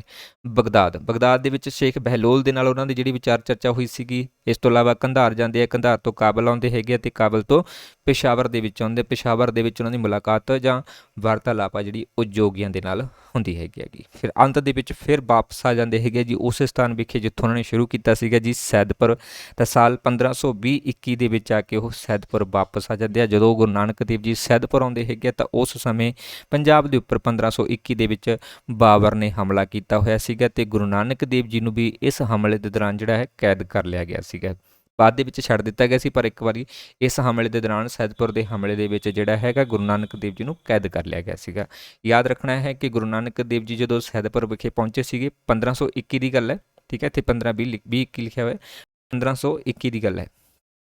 ਸੈਦਪੁਰ ਦੇ ਉੱਪਰ ਹਮਲਾ ਕੀਤਾ ਹੋਇਆ ਸੀਗਾ, ਤਾਂ ਉਸ ਸਮੇਂ ਗੁਰੂ ਨਾਨਕ ਦੇਵ ਜੀ ਨੂੰ ਵੀ ਜਿਨ੍ਹਾਂ ਨੇ ਜਿਹੜਾ ਹੈ ਕੈਦ ਕਰਕੇ ਸੁੱਟ ਦਿੱਤਾ ਸੀਗਾ ਉਸ ਜਗ੍ਹਾ ਦੇ ਉੱਪਰ। ਬਟ ਜਦੋਂ ਹੀ ਬਾਬਰ ਨੂੰ ਪਤਾ ਲੱਗਦਾ ਹੈ ਕਿ ਕੋਈ ਮਹਾਨ ਸ਼ਖਸੀਅਤ ਜਿਹੜੀ ਹੈ ਇਸ ਖੇਤਰ ਦੇ ਵਿੱਚ ਰਹਿੰਦੀ ਸੀ, ਤੇ ਮੈਂ ਉਹਨਾਂ ਨੂੰ ਵੀ ਜਿਹੜਾ ਹੈ ਵੀ ਕੈਦ ਕਰ ਲਿੱਤਾ, ਤਾਂ ਉਹਨੇ ਤੁਰੰਤ ਹੀ ਜਿਹੜਾ ਹੈ ਮਤਲਬ ਗੁਰੂ ਨਾਨਕ ਦੇਵ ਜੀ ਨੂੰ ਛੱਡਣ ਦਾ ਆਦੇਸ਼ ਦਿੱਤਾ, ਤੇ ਖੁਦ ਆਪ ਜਾ ਕੇ ਮਾਫੀ ਮੰਗੀ ਸੀ। ਤੇ ਇੱਥੋਂ ਤੱਕ ਵੀ ਕਿਹਾ ਸੀ ਕਿ ਜੇਕਰ ਮੈਨੂੰ ਪਤਾ ਹੁੰਦਾ ਕਿ ਕੋਈ ਮਹਾਨ ਸ਼ਖਸੀਅਤ ਇੱਥੇ ਰਹਿੰਦੀ ਤਾਂ ਮੈਂ ਕਦੇ ਹਮਲਾ ਹੀ ਨਹੀਂ ਕਰਨਾ ਸੀਗਾ। ਸੋ ਇੱਥੋਂ ਤੱਕ ਦੀ ਜਿਹੜੀ ਵਿਚਾਰ ਚਰਚਾ ਹੋਈ ਸੀਗੀ। ਸੈਦਪੁਰ ਦੇ ਹਮਲੇ ਦੇ ਵਿੱਚ ਗੁਰੂ ਨਾਨਕ ਦੇਵ ਜੀ ਨੇ ਇੱਕ ਬਾਣੀ ਦੀ ਰਚਨਾ ਕੀਤੀ ਗਈ ਸੀ ਜੀ, ਜਿਸ ਬਾਣੀ ਦਾ ਨਾਮ ਸੀ ਜੀ ਬਾਬਰ ਬਾਣੀ। ਠੀਕ ਹੈ, ਬਾਬਰ ਬਾਣੀ ਦੇ ਵਿੱਚ ਉਹਨਾਂ ਨੇ ਜਿਹੜਾ ਹੈ ਗੁਰੂ ਨਾਨਕ ਦੇਵ ਜੀ ਨੇ ਜਿਹੜਾ ਹੈਗਾ ਗਾ ਬਾਬਰ ਨੂੰ ਪਾਪਾਂ ਦੀ ਜਨ ਕਹਿ ਕੇ ਜਿਹੜਾ ਪੁਕਾਰਿਆ ਹੈਗਾ ਗਾ। ਠੀਕ ਹੈ, ਜੈਸੀ ਮੈਂ ਆਵੇ ਖਸਮ ਕੀ ਬਾਣੀ ਤੈਸਰਾ ਕਰੀ ਗਿਆਨ ਵੀ ਲਾ ਲੋ, ਪਾਪ ਕੀ ਜਨ ਲੈ ਕੇ ਕਾਬਲ ਤਾਇਆ ਜੋਰੀ ਮੰਗ ਦਾਨ ਵੀ ਲਾ ਲੇ, ਸਰਮੋ ਧਰਮੋ ਆਏ ਜਪ ਛਪ ਖੋਲੋਏ ਕੁਝ ਵਿੱਚ ਪ੍ਰਾਧਾਨ ਵੀ ਲਾ ਲੋ, ਕਾਜੀਆ ਬਾਹਮਣਾ ਕੀ ਗੱਲ ਕੀ ਥਾਕੀ ਆਗੁਦ ਪੜੇ ਸੁਤਾਨ ਵੀ ਲਾ ਲੋ। ਸੋ ਇਹ ਗੁਰੂ ਨਾਨਕ ਦੇਵ ਜੀ ਦੀ ਜਿਹੜੀ ਰਚਨਾ ਸੀਗੀ ਜਿਸ ਨੂੰ ਕਿ ਬਾਬਰ ਬਾਣੀ ਦੇ ਨਾਲ ਜਾਣਿਆ ਜਾਂਦਾ ਹੈ। ਸੋ ਉਸ ਦੇ ਵਿੱਚ ਪਾਪਾਂ ਕੀ ਜਨ ਦੇ ਨਾਮ ਨਾਲ ਜਿਹੜਾ ਹੈ ਪ੍ਰੈਜ਼ੈਂਟ ਕੀਤਾ ਗਿਆ ਹੈਗਾ ਗੁਰੂ ਨਾਨਕ ਦੇਵ ਜੀ ਨੇ, ਮਤਲਬ ਕਿ ਇੱਕ ਮਹਾਨ ਬਾਦਸ਼ਾਹ ਨੂੰ ਜਿਹੜਾ ਹੈ ਉਸ ਸਮੇਂ ਦਾ ਸੀਗਾ, ਸੋ ਉਸ ਨੂੰ ਵੀ ਨਿੰਦਣ ਦੀ ਸ਼ਕਤੀ ਰੱਖਦੇ ਸੀਗੇ। ਇੰਨੀ ਮਤਲਬ ਉਹਨਾਂ ਦੀ ਕਹਿ ਸਕਦੇ ਹਾਂ ਪ੍ਰਚਾਰ ਸੀਗਾ ਕਿ ਕਿਸੇ ਵਿਅਕਤੀ ਨੂੰ ਵੀ ਉਹ ਨਿੰਦ ਸਕਦੇ ਸੀਗੇ ਜੋ ਗਲਤ ਕਰਦਾ ਹੁੰਦਾ ਸੀਗਾ। ਠੀਕ ਹੈ, ਜਿਹਦਾ ਮਤਲਬ ਨਜ਼ਰੀਆ ਗਲਤ ਸੀ, ਜੋ ਸਮਾਜ ਨੂੰ ਦੁੱਖ ਪਹੁੰਚਾਉਂਦਾ ਸੀਗਾ। ਸੋ ਹੋ ਸਕਦਾ ਕਿ ਥੋੜ੍ਹਾ ਬਹੁਤਾ ਸ਼ਬਦ ਇੱਧਰ ਉੱਧਰ ਹੋ ਗਏ ਹੁਣ ਇਹਨਾਂ ਦੇ ਵਿੱਚੋਂ। ਠੀਕ ਹੈ, ਸੋ ਇਸ ਲਈ ਥੋੜ੍ਹਾ ਜਿਹਾ ਐਡਜਸਟ ਕਰ ਲਿਓ ਪਲੀਜ਼। ਹਾਂਜੀ, ਸੋ ਇਸ ਤੋਂ ਬਾਅਦ ਗੁਰੂ ਨਾਨਕ ਦੇਵ ਜੀ ਜਿਹੜਾ ਹੈ ਸੈਦਪੁਰ ਤੋਂ ਬਾਅਦ ਜਦੋਂ ਇਹਨਾਂ ਨੂੰ ਰਿਹਾ ਕਰ ਦਿੱਤਾ ਜਾਂਦਾ ਤਾਂ ਤਲਵੰਡੀ ਵਿਖੇ ਆ ਕੇ ਜਿਹੜਾ ਰਹਿਣਾ ਸ਼ੁਰੂ ਕਰ ਦਿੰਦੇ ਹੈਗੇ ਨੇਗੇ। ਓਕੇ, ਤੇ ਇਸ ਤੋਂ ਬਾਅਦ ਹੀ ਸਾਲ 1521 ਦੇ ਵਿੱਚ ਇਹਨਾਂ ਦੀਆਂ ਯਾਤਰਾਵਾਂ ਜਿਹੜੀਆਂ ਨੇ ਉਹ ਸਮਾਪਤ ਹੋ ਜਾਂਦੀਆਂ ਨੇ। 3 ਯਾਤਰਾਵਾਂ ਇਹਨਾਂ ਦੀਆਂ ਆਪਾਂ ਡਿਸਕਸ ਕੀਤੀਆਂ ਨੇਗੀਆਂ। ਓਕੇ, ਇਹਨਾਂ ਉਦਾਸੀਆਂ ਦਾ ਪ੍ਰਭਾਵ ਕੀ ਪੈਂਦਾ ਹੈ, ਜੋ ਸਿੱਟ ਆਪਾਂ ਜਿਹੜੇ ਆਪਾਂ ਉਦੇਸ਼ ਕੀਤੇ ਸੀ ਉਹੀ ਸਾਰਾ ਪ੍ਰਭਾਵ ਪੈਂਦਾ ਹੈ। ਅੰਧ ਵਿਸ਼ਵਾਸ ਨੂੰ ਦੂਰ ਕੀਤਾ ਜਾਂਦਾ ਹੈ, ਧਰਮ ਦਾ ਅਸਲੀ ਸਰੂਪ ਦੱਸਿਆ ਜਾਂਦਾ ਹੈ, ਹਿੰਦੂ ਮੁਸਲਮਾਨਾਂ ਦੀ ਏਕਤਾ ਦੀ ਗੱਲ ਕਰਦੇ ਆ, ਇਸਤਰੀਆਂ ਦੇ ਸਨਮਾਨ ਦੀ ਗੱਲ ਕਰਦੇ ਆ, ਸਮਾਜ ਨੂੰ ਜਾਤ ਪਾਤ ਦੀਆਂ ਜੰਜੀਰਾਂ ਤੋਂ ਮੁਕਤ ਕਰਨ ਦੇ ਲਈ ਜਿਹੜਾ ਹੈ ਬਹੁਤ ਪ੍ਰਭਾਵਸ਼ਾਲੀ ਰਹਿੰਦਾ ਹੈ। ਜੇ ਤਾਂ ਤੁਹਾਨੂੰ 3 ਦੇ ਅਕੋਰਡਿੰਗ ਪੁੱਛ ਲਿਆ ਤਾਂ ਉਹ ਮੈਂ ਪੂਰੀਆਂ ਐਕਸਪਲੇਨ ਕਰ ਦਿੱਤੀਆਂ ਨੇਗੀਆਂ। ਜੇ ਤੁਹਾਨੂੰ 4 ਦੇ ਅਕੋਰਡਿੰਗ ਪੁੱਛ ਲਿਆ ਕਿ 4 ਜਿਹੜੀਆਂ ਨੇਗੀਆਂ ਉਹਨਾਂ ਦੇ ਵਿੱਚੋਂ ਕਿਹੜੀ ਯਾਤਰਾ ਕਿੱਥੇ ਹੋਈ ਹੈ ਤਾਂ ਉਹਦੇ ਅਕੋਰਡਿੰਗ ਤੁਸੀਂ ਯਾਦ ਰੱਖਣਾ ਹੈ 4 ਉਦਾਸੀਆਂ ਦੇ ਅਕੋਰਡਿੰਗ। ਪਹਿਲੀ ਉਦਾਸੀ ਜਿਹੜੀ ਆ ਉਹ ਪੂਰਬ ਡਾਇਰੈਕਸ਼ਨ ਦੇ ਵਿੱਚ ਹੋਈ ਸੀਗੀ, ਜਿਹੜੀ ਕਿ 1497 ਤੋਂ ਲੈ ਕੇ 1508 ਤੱਕ ਸੀਗੀ। ਦੂਸਰੀ ਉਦਾਸੀ ਜਿਹੜੀ ਹੈ ਉਹ ਦੱਖਣ ਦਿਸ਼ਾ ਦੇ ਵੱਲ ਆ, ਜਿਹੜੀ 1510 ਤੋਂ ਲੈ ਕੇ 1515 ਤੱਕ ਸੀਗੀ। ਤੀਸਰੀ ਉਦਾਸੀ ਜਿਹੜੀ ਆ ਉਹ ਉੱਤਰ ਵੱਲ ਹੈ, ਜਿਹੜੀ ਕਿ 1516 ਤੋਂ ਲੈ ਕੇ 1518 ਤੱਕ ਰਹੀ ਹੈ। ਚੌਥੀ ਜਿਹੜੀ ਹੈ ਇਹ ਪੱਛਮ ਦਿਸ਼ਾ ਦੇ ਵੱਲ ਸੀਗੀ, ਜਿਹੜੀ ਕਿ 1518 ਤੋਂ ਲੈ ਕੇ 1522 ਤੱਕ ਹੈ। ਇਹ ਕੰਪੀਟੀਸ਼ਨ ਵਾਲੀਆਂ ਬੁੱਕ ਦੇ ਅਕੋਰਡਿੰਗ ਹੈ। ਥਿਊਰੀ ਵਿੱਚ ਇਹ ਤੁਹਾਨੂੰ 3 ਹੀ ਜਿਹੜੀਆਂ ਦੇਖਣ ਨੂੰ ਮਿਲਣਗੀਆਂ, ਠੀਕ ਹੈ। ਸੋ ਮੈਂ ਦੋਨੋਂ ਮੈਂਸ਼ਨ ਕਰ ਦਿੱਤੀਆਂ ਤਾਂ ਕਿ ਤੁਹਾਡਾ ਕੋਈ ਕੁਐਸਚਨ ਜਿਹੜਾ ਹੈ ਉਹ ਮਿਸ ਨਾ ਹੋ ਪਾਵੇ। ਓਕੇ, ਪਹਿਲੀ ਪੂਰਬ ਦਿਸ਼ਾ ਦੇ ਵੱਲ ਹੈ 1497 ਤੋਂ 1508 ਤੱਕ ਹੈ। ਦੂਸਰੀ ਦੱਖਣ ਦੇ ਵੱਲ ਹੈ ਜਿਹੜੀ 1510 ਤੋਂ ਲੈ ਕੇ 15 ਤੱਕ ਹੈ।